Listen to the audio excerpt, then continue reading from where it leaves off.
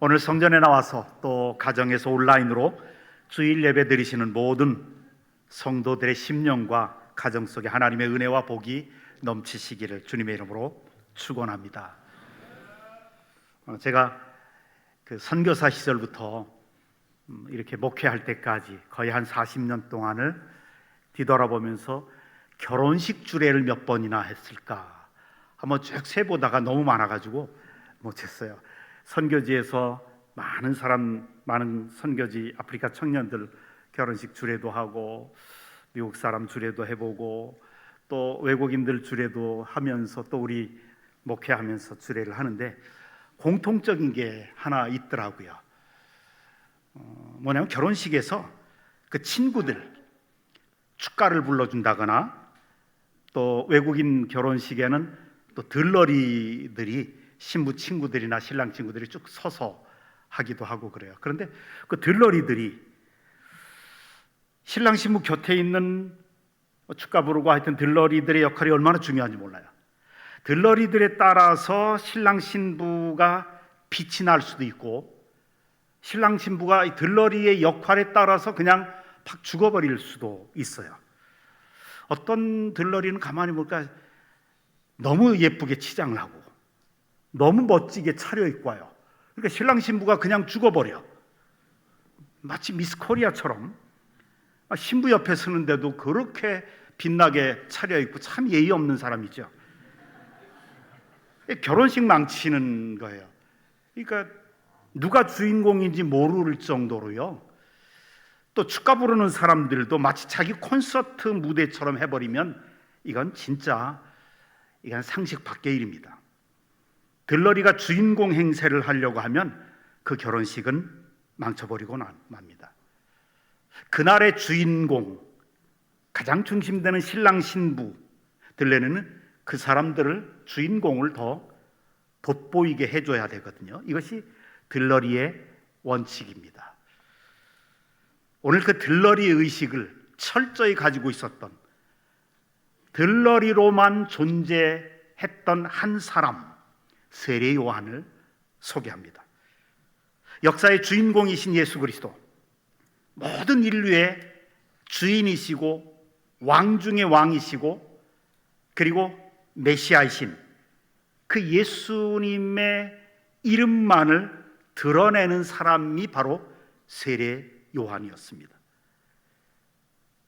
성탄절이 예수님의 탄생을 기리는 일인데 예수님이 이 땅에 오셔서 사역을 하시기 전에 예수님의 사역을 미리 준비시키는 주의 길을 예비했던 사람, 이 세례 요한. 그 세례 요한이 30절에 오늘 본문에 보면 내가 전에 말하기를 내 뒤에 오는 사람이 있는데 나보다 앞선 것은 그가 나보다 먼저 계심이라. 내가 여러분들에게 증거하지 않았습니까? 내 뒤에 한 분이 오시는데 그분은 나보다 훨씬 전부터 존재하셨던 분입니다. 그분이 바로 이분입니다. 그리고 예수 그리스도를 소개하죠.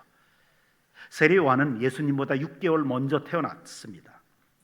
그리고 세례 요한의 사역도 예수님보다 먼저 시작을 했죠.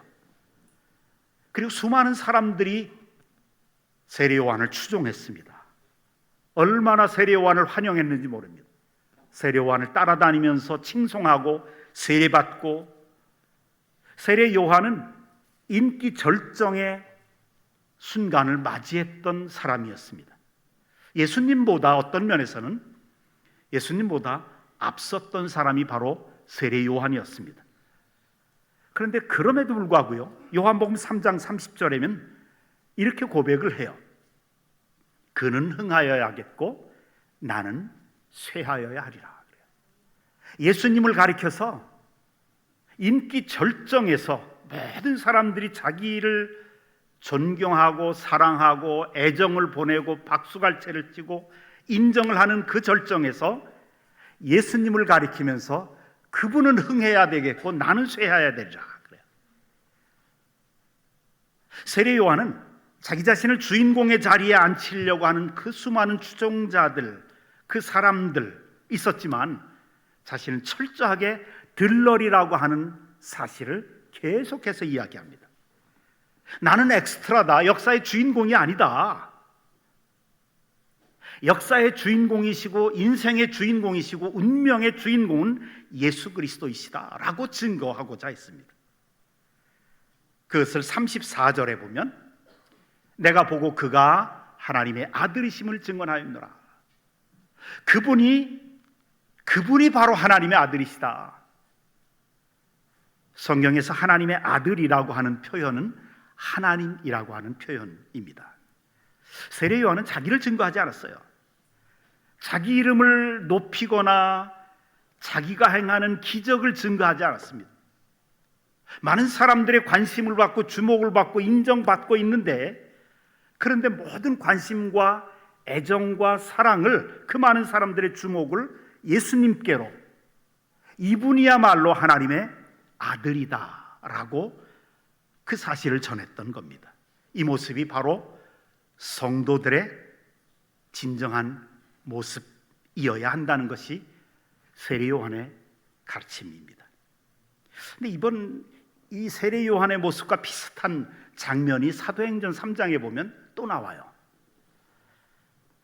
베드로와 요한이 기도 시간이 돼서 기도하러 예루살렘 성전에 들어가는데, 그 성전 문 앞에서 예배하러 들어가는 사람들의 동량을 바라면서 자비를 구하는, 동량하던 안진뱅이, 태어나서 한 번도 걸어본 적이 없는 그 안진뱅이가 앉아서 구걸하고 있었거든요.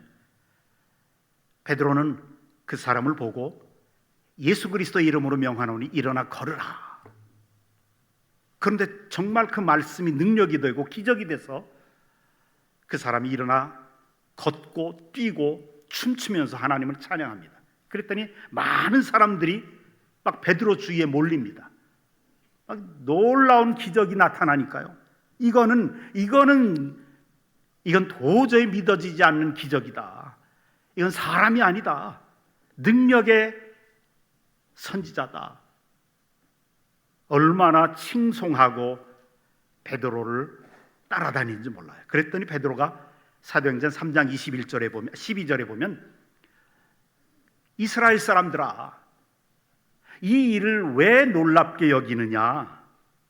우리 개인의 권능과 경건으로 이 사람을 걷게 한 것처럼 왜 우리를 주목하느냐? 내가 기도의 능력 가지고 내가 기도 많이 했기 때문에 내 개인의 경건, 내 개인의 신앙으로 기도응답으로 이게 된 줄 아느냐? 이 얘기예요. 왜 나를 대단하게 생각하느냐? 이거예요. 우린 좀 그렇잖아요. 조금만 그래도 좀 잘한 게 있으면 다 하나님 앞에 영광 돌린다고 말은 하지만 마음속으로는 인정받고 싶잖아요. 1%라도 나를 인정해 줬으면 좋겠어요. 인정받고자 하는 욕구가 점점 커지고, 인정해 주지 않으면 섭섭하고, 섭섭함이 커지면 이제 도를 넘으면 이제 내가 나 자신에 대한 우상이 돼버리고. 베드로가 이런 얘기하죠. 왜 우리를 주목하느냐? 내가 내 믿음 가지고 한 게 아니다, 이거예요. 예수님이 하신 거다. 그러면서 사도행전 3장 16절에서 이렇게 선언하죠. 예수로 말미암아 난 믿음이 이 사람을 낫게 했다, 이거예요. 예수님의 능력이, 예수 믿는 그 예수님의 이름이 이 사람을 완전히 낫게 했다. 내가 한 게 아니다는 거죠. 예수님의 이름의 능력이 나타나서 고쳤다는 겁니다. 여러분, 우리가 사도행전 읽다 보면 그 사도행전의 그 페이지마다 성령의 능력이 뜨겁게 나타나요. 하나님의 능력과 은혜가 기적적으로 막 나타나는 게 정말 가득 차 있어요. 그 이유가 어디 있습니까? 인간이 사라졌기 때문에 그래요. 예수의 이름만 높임 받았기 때문에 그렇습니다. 예수님만 높일 때 하나님의 능력이 거기에 나타나는 겁니다. 우리 삶 속에 왜 기적이 안 나타나고 신비한 능력이 안 나타나고 하나님의 놀라운 인도하심이 안 나타나느냐? 자꾸 나를 드러내고 싶은 거예요. 자꾸 나를 높이고 싶은 거예요. 자꾸 내가 인정받고 싶은 거예요. 사도행전에 나오는 그 많은 신비한 하나님의 인도하심과 역사하심이 바로 예수의 이름을 높일 때, 예수의 이름이라는 뜻은 예수님을 말하는 거죠. 예수님을 높이면 높일수록 예수님의 능력이 나타납니다. 우리가 우리를 높이고 우리가 우리의 이름을 드러내놓고자 하면은 능력은 사라져 버립니다. 그래, 너희가 참 알아서 해봐라. 참 신비한 거는 꼭 시소 같아요. 시소 널뛰는 거 있죠. 널뛰는 거. 우리나라 널뛰는 거. 이쪽에서 쿵 하면 이쪽으로 쫙 올라가죠. 우리가 너를 뛸 때 쿵 뛰면서 주님 영광 받아 주시옵소서. 그리고 나는 밑으로 내려가면 주님이 높아져요. 그럼 신비한 게 뭐냐면 주님은 높임 받으시면 그래 너도 높아져라 그리고 쿵 하고 나를 높이세요. 이게 우리의 신앙 같아요. 내가 나 혼자 높아지려고 내가 아무리 뛰어도 그래 그럼 네가 해봐. 우리 인생의 주인은 내가 아니거든요. 이게 예수 그리스도를 믿는 신앙의 본질이거든요. 예수 그리스도 이름만 내세우면, 예수님을 높이기만 하면 예수님의 능력이 사람을 살리고 기적을 나타내고 하나님의 놀라운 은혜들이 인생의 여기저기에서 나타난다는 이야기죠. 어떤 교회가 강한 교회입니까? 예수의 이름을 높이는 교회가 강한 교회입니다. 예수를 높이고 예수님만 전하고 예수님만, 오직 예수님에게만 영광 돌리면 그 예수 이름의 능력이 나타나서 권능으로 역사하고 은혜로 역사하는 강한 교회가 될 수가 있습니다. 개인적인 신앙도 마찬가지입니다. 우리가 성령의 능력으로 높아지고자 하는 본능, 인정받고자 하는 이런 본능을 성령의 능력으로 제어하면, 오직 그리스도만 높이려고 애쓰면 내 실력으로, 하나님이 나에게 주신 경험으로, 하나님이 나에게 주신 지혜와 물질과 모든 것으로 예수님만 높이려고 애쓰면, 그러면 인생은 성공할 수 있고 승리할 수 있고 하나님의 인도하심을 받을 수가 있는 겁니다. 저는 우리 교회가, 우리 양동제일교회가 교회가 하는 모든 사역 속에서, 또 교회에서 신앙생활하는 성도들의 모든 섬김이, 봉사가 오직 예수님만 높이고 하나님께만 영광 돌리고 오직 주님만 드러내려고 애를 쓰는 그러한 봉사, 그러한 충성이 되어지기를 간절히 바랍니다. 교회 권세의 비밀, 신앙의 비밀, 이것은 예수님에게만 있습니다. 예수님을 드러내고 예수님을 높여야 권능이 임하고 은혜가 임하고 주님께 초점을 맞출 때 교회는 권능이 나타납니다. 성도들의 삶 속에 기적이, 은혜가 넘치게 됩니다. 그래서 우리 사랑하는 성도 여러분, 항상 예수님께 주목하고 예수님의 이름으로 나아가는 그러한 성도들이 되시기를 주님의 이름으로 축원합니다. 근데 이제 세례 요한이 예수님을 소개할 때 어떤 이름으로 소개하는지를 한번 볼 필요가 있어요. 29절의 말씀, 1장 29절의 말씀을 같이 한번 29절의 말씀을 읽어보십시다. 같이요. 시작. 이튿날 요한이 예수께서 자기에게 나아오심을 보고 이르되 보라, 세상 죄를 지고 가는 하나님의 어린 양이로다. 세례 요한이 예수님을 소개할 때 기적의 주인이시고 치유의 주인이시고 능력의 종이시고 이렇게 소개 안 했어요. 세상 죄를 지고 가는 하나님의 어린 양이다. 예수님을 그렇게 소개했다고요. 왜 그랬을까? 예수님의 가르침처럼 심오한 가르침이 어디 있어요? 예수님의 능력처럼 놀라운 능력이 어디 있어요? 죽은 자까지 살리셨는데 예수님에게 놀라운 일들이 얼마나 많아요. 그런데 다 제거해버리고 세례요한은 세상 죄를 지고 가는 하나님의 어린 양이다 그래요. 왜 그랬을까요? 유대인들이 갈망하고 있었거든요. 유대인들이 가장 고대하고 갈망했던 것은 하나님, 우리의 필요를 채워주십시오. 배고픕니다. 모세가 광야에서 만나와 메추라기를 내려주었듯이 반석에서 샘물이 터지게 했던 것처럼 우리가 만나와 메추라기 같은 물질의 부요함과 축복과 형통이 필요합니다. 우리의 필요를 채워주옵소서. 그런 그리스도, 우리의 병을 고쳐주시는 그리스도, 우리 자녀들의 결혼을 잘하게 해주는 그리스도, 취업의 문을 활짝 열어주시는 그리스도, 사업이 잘 되게 해주시는 그리스도, 내 자녀들을 합격하게 해주시는 그리스도, 우리는 그런 그리스도를 원합니다. 이게 유대인들의 마음이었거든요. 당시 이스라엘 백성들이 원했던 그리스도가 바로 그런 그리스도였습니다. 어느 시대나 사실은 이게 똑같죠. 그런데 세례요한은 그게 아니라는 거예요. 그게 메인이 아니라는 거예요. 어제 여러분들께서 기도해 주셔서 정책당에 또 예산당에 다 끝나고 저녁 때 가서 백반을 우리 장로님들과 함께 백반을 먹었어요. 탕 하나씩인가를 뭘 시켰는데 주인이 큰 쟁반에다가 뭘 잔뜩 가지고 오더니 반찬을 다 나왔어요. 아직 메인은 안 나왔는데 기도는 먼저 했겠다. 같이 이제 반찬이 얼마나 맛있는지 반찬을 막 먹는데 메인이 나중에 나오니까 못 먹겠더라고요. 우리의 심령이 그렇다는 거예요. 유대인, 이스라엘 백성들이, 이들은 지금 자신의 죄를 용서해 주시는 속죄의 필요성을 전혀 못 느끼고 있어요. 내 죄가 용서되고 의인으로 인정받아야 한다는 것을, 그 필요성을 못 느끼는 거예요. 내가 하나님에게서 끊어지고 하나님의 진노가 내 위에 있다는 것을 모르는 거예요.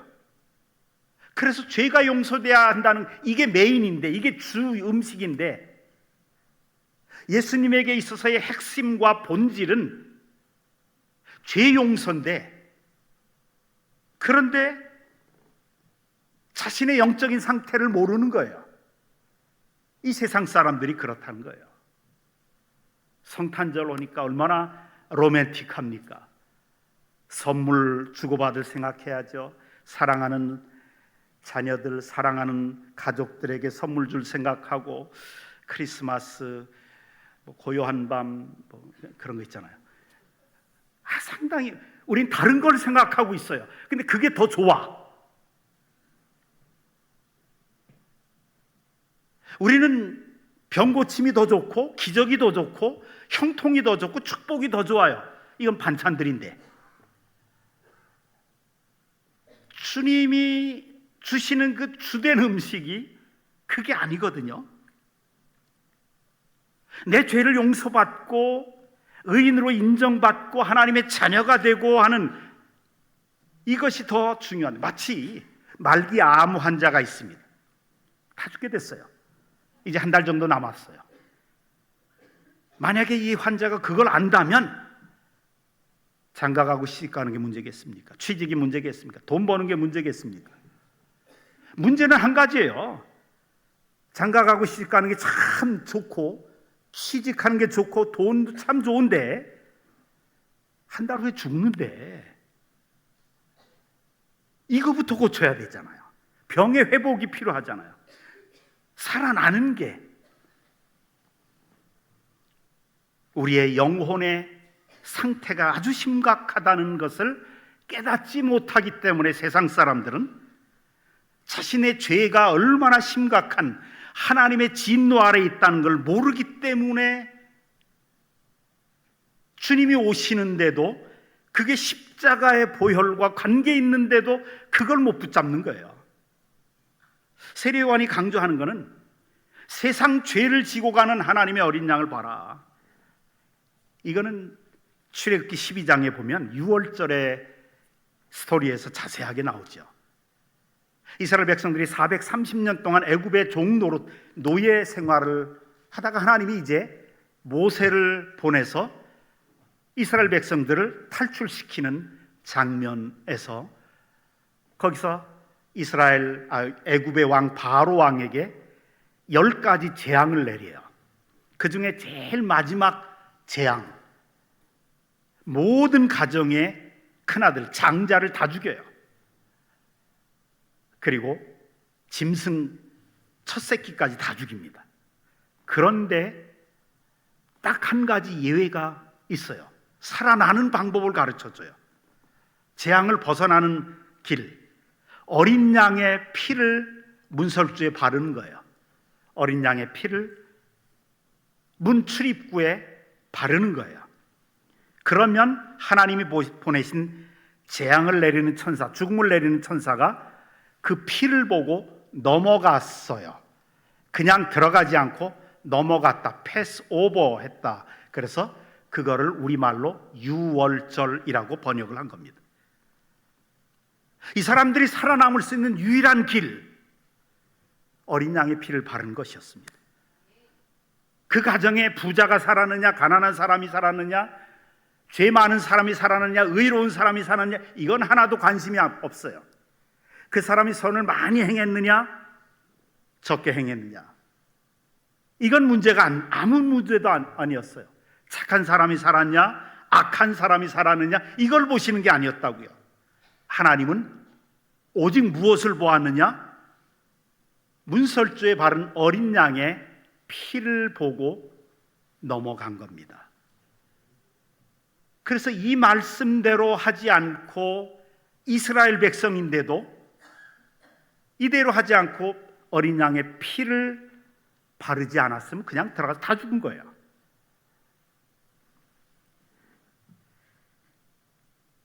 또 그걸 반대로 뒤집어 생각하면 그 집에 누가 있든 과거에 살인자였든 도둑이었든 가리지 않았습니다.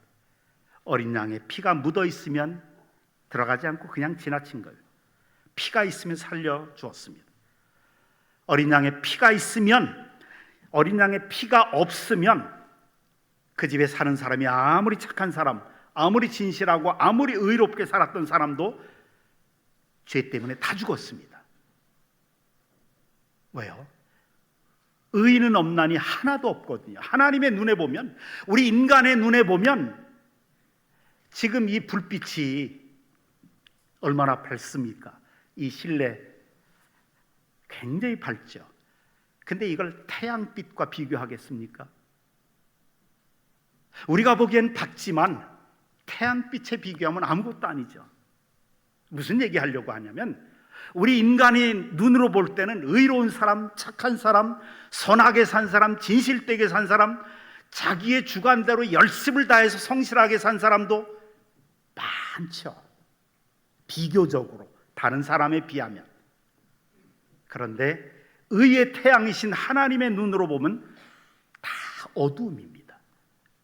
다 죄인이라고 성경은 말합니다. 그 죄가 얼마나 무서운 건데 이거를 용서받는 길을 어린 양의 피로 용서받게 만드신 거예요. 세례요한 이걸 알았습니다. 예수님이 이 땅에 왜 인류 역사의 한 귀퉁이를 뚫고 가장 초라한 베들레헴 마구간에서 태어나신는가? 세상 죄를 지고 가시기 위한.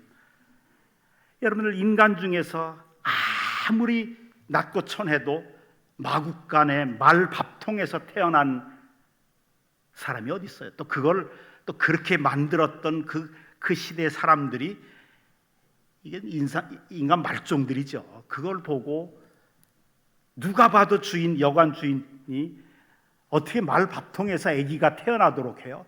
자기 집 주인집 방이라도 옮겨줘야죠.